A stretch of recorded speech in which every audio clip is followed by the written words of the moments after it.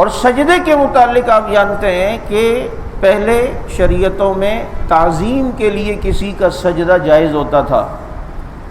لیکن عبادت کی نیت سے اس شریعت میں بھی سجدہ کبھی جائز نہیں رہا کسی غیر اللہ کو۔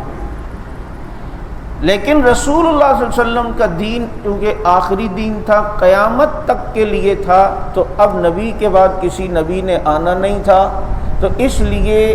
اس شریعت میں شرک کے تمام دروازے بند کر دیے، اور اس شریعت کے اندر تعظیم کے لیے بھی سجدہ کرنا حرام ہے، اور عبادت کے لیے تو ویسے ہی شرک ہے۔ تو اب ہم کسی کے سامنے تعظیم کے لیے بھی نہیں جھک سکتے، جیسے آج بھی لوگ جھکتے ہیں، اور اسی لیے کبھی آدمی کسی بزرگ کا ہاتھ چومتا ہے نا، تھوڑا سا اوپر ہو کے، اتنا نیچے نہیں ہے کہ بالکل ہی نیچے ہو جاؤ۔ تو اب کسی یہ سجدے کی حیت نہ بنے، اور رکوع تک چلا جانا یہ بھی سجدے کے حکم میں آتا ہے، یہ بات یاد رکھیں، رکوع تک جانا یہ بھی سجدے کے حکم میں آتا ہے۔ کسی مزار یا کسی کے آگے اتنا جھک گئے اور